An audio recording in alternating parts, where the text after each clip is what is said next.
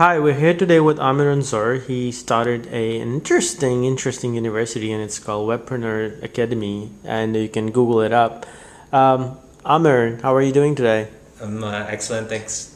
So, Amir, you were born in. I was born in a place called Hull in England. It's like hell? Yeah, Hull with just U. It's about 2-3 hours east of London, Uh-huh. in the UK. So, yeah. I'm originally from Pakistan, born there, then moved away to Belgium, grew up there, and then came back to England to do my university. Currently, I'm in Dubai, and I've just moved around a lot in my whole life, actually. So, why the American accent then? Actually, I grew up in an international school in Brussels, and I realized, actually, from a very early age, when I was 12, 13, I realized that I wanted to be one of the cooler kids. And if everyone was sounding a certain way, I wanted to sound that way, you know? It was so, but also I just found that American accents, if anything in this global economy, are easier to pick up. Even though I spent a lot of my life in England, if you go in England and you live in Manchester and Liverpool, which are only half an hour away, accents are completely different. In London, they're all different and mixed up. American accents, because you hear them in the movies, a lot of people speak it, and so it's easier to pick up, even though I've lived most of my life outside the US. Cool. So, what did you go for school for? Like in Switzerland, what were you studying? My bachelor's degree was computer science with business management in the University of Manchester in the UK. My MBA, my Master's of Business Administration, was in Switzerland, and I did it in entrepreneurship and leadership. So, yeah. So that's why you became an entrepreneur? Actually, I became an entrepreneur well before that. I really believe the best way to become an entrepreneur is actually do it. Doing an MBA or doing school and formal education is really another form of working in a corporation, because you have a template that's set for you. So the teacher says, here's what you do to get an A, right? Here's what you do to get a B. And that's so you're in a organization, really. You have to get up at 8, you have to turn up, leave at 5 or whatever it is, the hours are regulated. Whereas when you become an entrepreneur, you don't have anyone telling you what to do whatsoever. So you can wake up and go in if you want to. You can work from wherever if it's up to you if you want to turn up to a meeting, don't want to turn up. And so that punishment and all that stuff, all the rewards and everything is up to you rather than a teacher setting it up for you. So I think the best thing that I learned about entrepreneurship was actually starting it. I started when I was 16. I organized school ski trips, and I did a lot of stuff in school. I started multiple businesses. A lot of them didn't work. Well, the failures are the best teachers. So, what were the ones which failed you, and which you think were the failures? I would say probably one of my biggest one was in 1999 when I was, I had a good career. I was top graduate in my university for computing, had a great career that I was going through, and then I thought, okay, if I'm so smart, I should be able to make money for myself. I was at that point making $2,000 to $3,000 a day for my company, right? Because as a consultant, that's what I could charge out at. I thought, okay, if I'm so smart and I'm working with companies like Microsoft, helping them make money, I should be able to do it for myself. I left. I took leave from my job. I set up. At that time, the .com was really big. And you were working with Accenture? I was working for Accenture in London. And I heard about this .com stuff, and I looked into the internet, and I thought, wow, this is really going to change a lot of lives, especially for a guy who comes from an emerging world economy and understands the West. I saw how the internet was going to, there was going to be TV on it. There was going to be all these things on it. It's going to have a huge impact. And I thought, okay, I've got a lot of ideas. I moved to the States, I moved to California, and then to Las Vegas, set up stuff. And within 9 months, I had zero funds. I mean, I basically had started it all on credit cards, completely messed up. I took on, it took me another 3 years to pay off that debt. So just be careful when you start a business. And so that was it, because then I came back and I was thought, maybe I am crazy. Maybe I see the world, and because at that time, not many people, especially in England or in Asia, really got what the internet was about. And so I thought maybe I was just being dumb. I had a lot of self-doubt, and that's the other thing when you go through business, is about having that confidence, and I lost a lot of it because I'd done well at so many other things in school and university, and a failure in business when you've told all your friends you're going to do a certain project and certain things are going to work a certain way, and then 9 months later, a year later, I was back at work and I was in debt and all this stuff. So that was actually, to deal with that, the emotional side was actually quite a tough part of it. In hindsight, it's led me to things like Webprenuer Acadmey, because now all the failures I went through, I'm thinking, whoa, wait a minute. All these people that started asking me, how do you do this and that, when I did start making money online, I was like, wait a minute, that idea he's trying, I just lost a lot of money doing exactly the same thing, and I can save people a lot of time and effort if I teach them about sales, about marketing, because that's actually at the core of any business. I teach them about hiring people, about management, about cost cutting, all these things that I learned the hard way. I can save people a lot of time and money on it. So that's, in hindsight, when I look back now, failure was a good thing and led me to start off Webprenuer Academy. But at that time, as I said, it was a tough thing to go through. But the business you were telling me we had to do something with the SMS, it sounded pretty interesting. Can you tell us a little bit more what it was? Yeah, okay. So second business I had was in 2003. I was again looking for ideas to get into, and I saw that SMS, text messaging, was going to be bigger. And I saw that in the US it was still early. And I thought that SMS was really the poor man's email, right? So even in Africa, in Pakistan and India, SMS is big.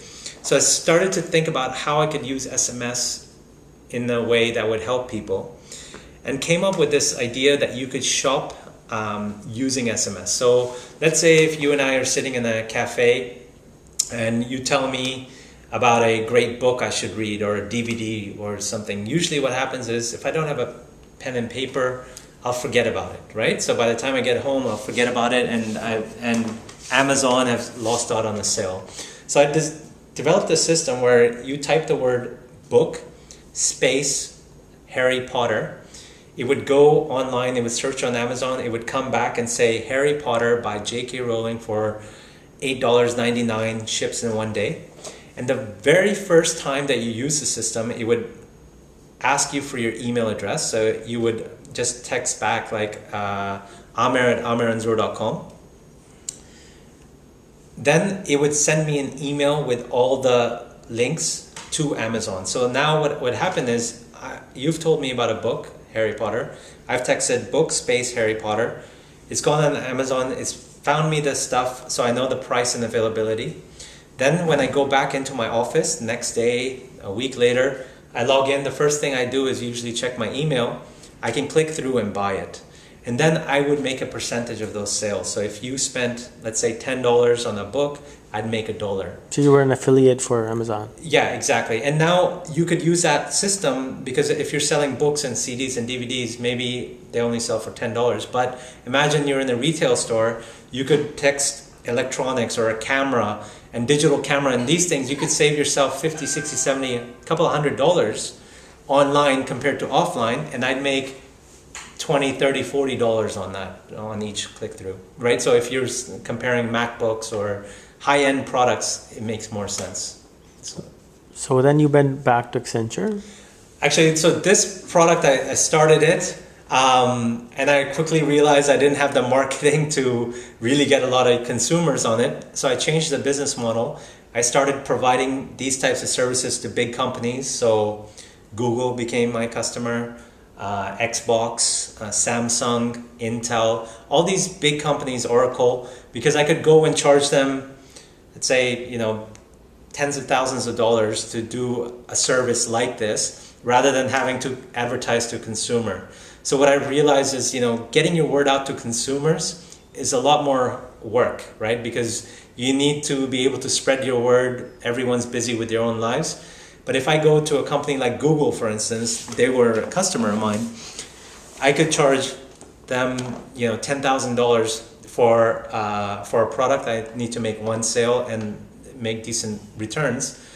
And the way that Google used it, for instance, was at the time I was living in England, when Google had an issue that when they gave out these AdWords, so they have these AdWords that they sell, and they give out $30 or £30 vouchers all over the UK. But what was happening is a lot of entrepreneurs from India and China were taking these vouchers, because online it was hard to track who was taking the vouchers. So what they did is we developed a system for them so that people could text the word Google and get a unique voucher that they could then use. And because it was coming from a mobile, we could track the fact that it was a British mobile. So we weren't having entrepreneurs in China making off with loads of free vouchers. We're actually having UK-based entrepreneurs do this. So that was a business. I basically stuck with that business. I sold it off. To Google? No, I sold it to another person in that industry. It was mobile financial services. The reason for that was after a few years of running it, I realized that my passion wasn't in text messaging. I wanted to do something different, and I realized I'd invented something in mobile, and I thought I want to go into an industry like education that has more of an impact. Me helping people sell more books, it wasn't as much of a turn on anymore. So I switched my field, went in MBA, worked in government for education. What were you doing for them? I worked with the government of Dubai, Knowledge and Human Development Authority, where I set the strategy for public school systems and universities. And also worked with Abu Dhabi Education Council for a year, helping them devise their internet strategy for the schools, digital strategies. So did they listen to you? It's tougher. It went well. I really learned a lot about education, but I also learned about working in governments and big systems. And so there was a lot of change, and actually a lot of great stuff is happening in the United Arab Emirates. They spend something like 23% of their GDP on education. It's huge amounts of money that's going into the system. But I also wanted to do something for more emerging countries, So obviously if I'm getting paid here, they're going to do well, the next generation of Emiratis. And being from Pakistan, friends in Kenya and all these, thought, what can we do to really help this part of the world? And came up with this concept of Webprenuer Acadmey, which essentially teaches people how to create wealth for themselves. Because if you learn the things that we're teaching in this academy about how to work from home, how to set up your business, you can actually be based now anywhere in the world, and everyone is on the same level playing field. I'll give you an example. In the old economy, if I wanted to learn math or English, my success was determined by my teacher. So if I was in a village out in the middle of nowhere, oftentimes the teacher teaching me English didn't know English that well, right? And maybe even the math lessons, they didn't really care. Maybe there was 100 people in the classroom, so if I fell behind, I was really going behind, right? Now if you can go online to a site like khanacademy.org, right? khanacademy.org, and you have all the math lessons from K to 12 in there, right? So some guys made video tutorials with all the lessons on it. So if I want to see 3rd grade algebra, I can see that. Now, what is so cool about that? Now what's so cool about it is I have the ability from my little village to learn from the best in the world. And that person, that teacher, could be sitting in New York, could be sitting in Bangladesh, could be sitting in Tokyo. But that one teacher can make one great lesson and amplify it to the world. So now these people that are sitting in villages, they're saying, wow, that person that's in a village in Pakistan has the same level of education as a guy based in New York. Now, so that's one huge advantage, so that teaching can really be scaled, right? So, and people like me that wouldn't go into the field of education traditionally, because I'd make a lot more money doing other things and I'd get bored teaching the same content every day, every year.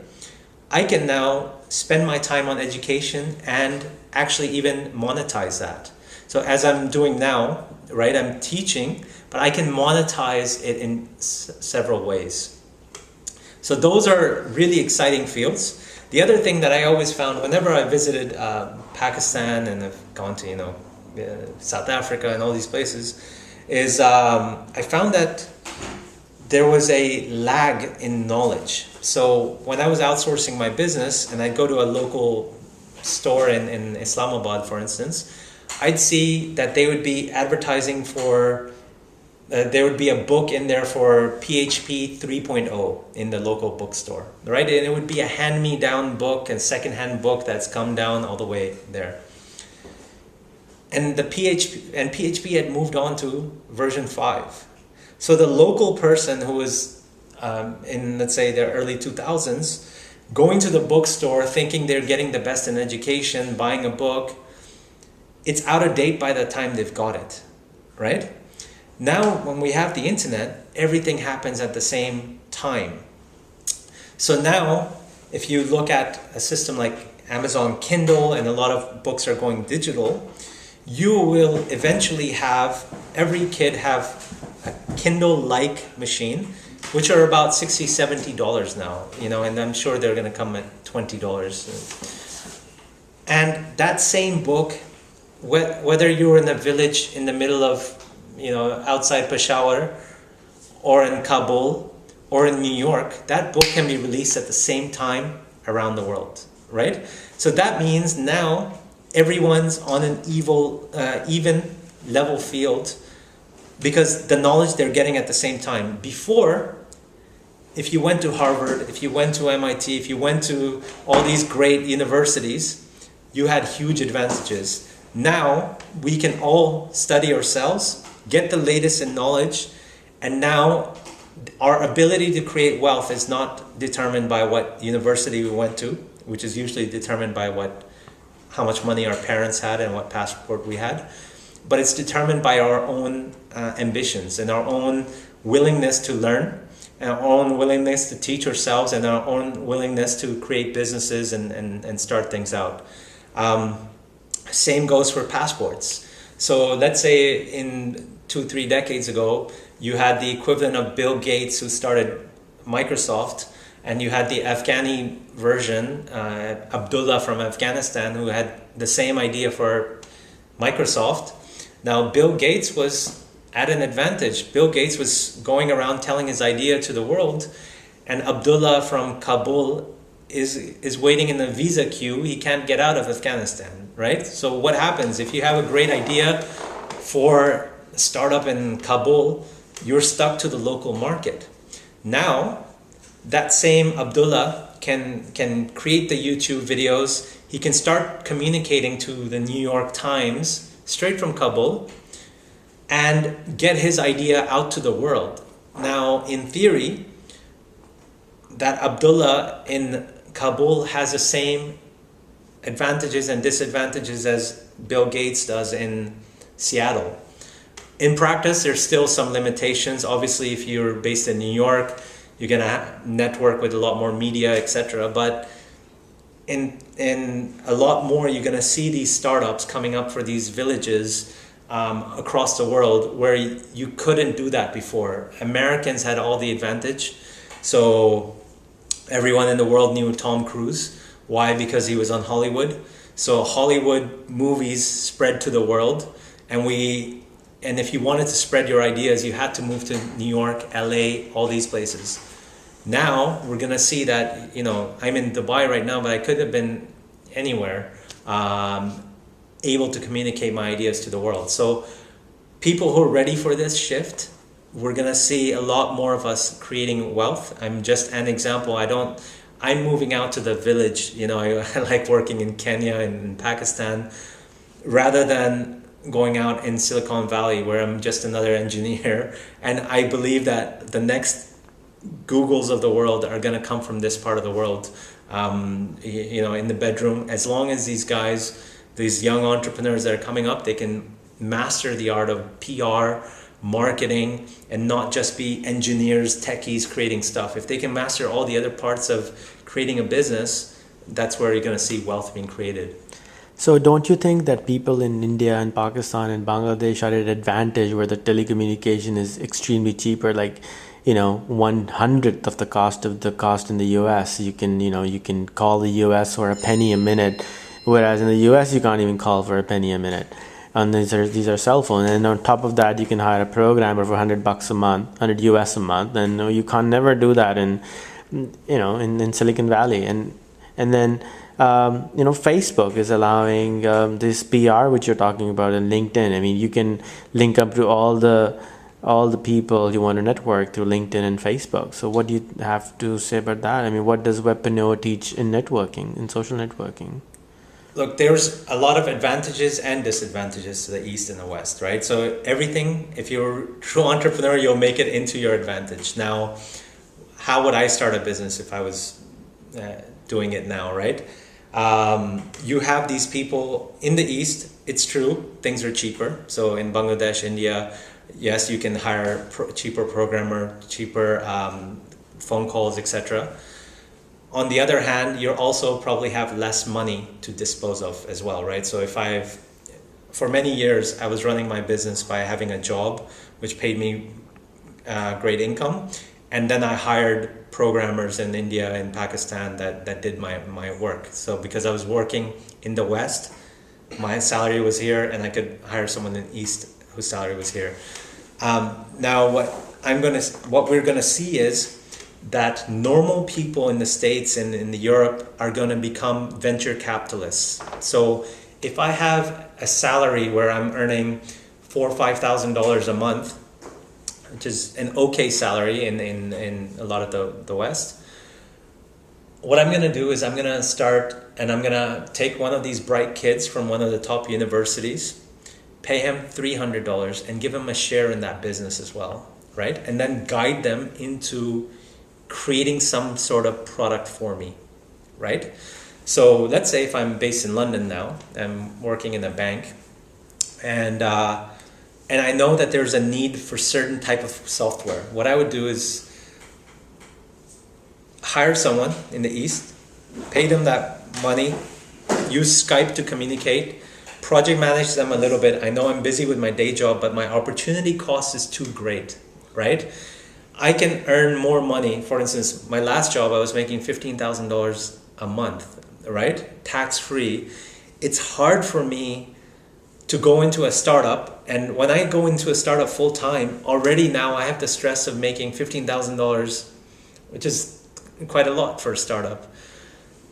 Whereas what I can do is I can keep that job as long as possible, keep earning that income, hire someone at $500 an hour, $500 a month, who's probably even smarter than I am, right? But he's maybe doesn't have the degrees and all the branding, and get him to work on this product full time. And I can even hire 3-4 of him and keep my job until I think it's time that I can also leave it, right? So the East and West are going to start coordinating together more, right? So you're going to have people, I tell you, because I worked in the corporate world and it sucks having a job. You know, you've got, I mean, there's a lot of great jobs and some people love them, but some people have that need to follow a passion and follow a different path.